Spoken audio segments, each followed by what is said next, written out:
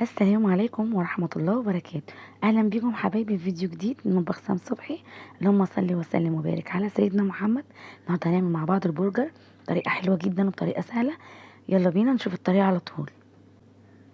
بسم الله. أول حاجة معايا نص كيلو من اللحم المفروم، معايا بصلاية كبيرة مبشورة واخدة التفل بتاعها، ومعايا كوباية كبيرة من فول الصويا، معايا معلقة صغيرة من الملح، معلقة صغيرة من الفلفل الأسمر، معايا رشة جوز الطيب، ومعلقة كبيرة من بهارات البرجر أي نوع بتحبيه. اول حاجة هناخد الفول الصويا وهنزل عليه بمية مغلية وهسيبه لمدة 10 دقايق بالظبط. هنغطيه عشان يطرى معانا ويبقى زيه زي اللحمة كده.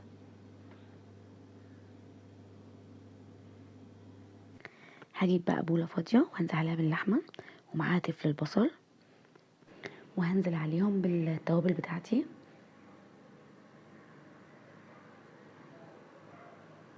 وهقلبهم كويس جدا بالشكل ده.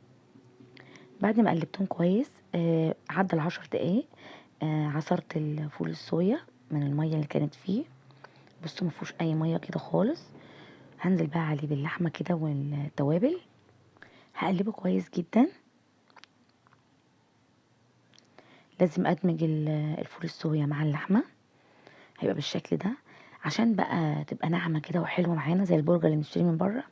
هنديه ضربه كده في الكبه او مكنه الفرن حسب اللي عندك.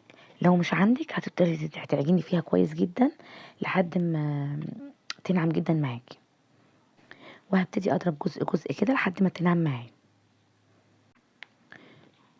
وده يا جماعه بعد ما اتفرمت، بصوا العجينه ناعمه ازاي، طعمها حكايه يا جماعه، مش هتفرقوه عن البرجر اللي بنجيبه من بره، ومضمون واحسن من اللي بره بكتير. هنجيب بقى طبق وهنجيب كيس بلاستيك واي قطاعه عندك، او غطا برطمان او غطا اي غطا عندك، ونبتدي نقطع بقى ونشكل فيه كده اللحمه بتاعتنا والبرجر بتاعنا.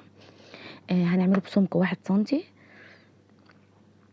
بالشكل دوت، وابتدي اضغط عليه بقى كده، ومن على الاحرف من الحروف هضغط جامد كده.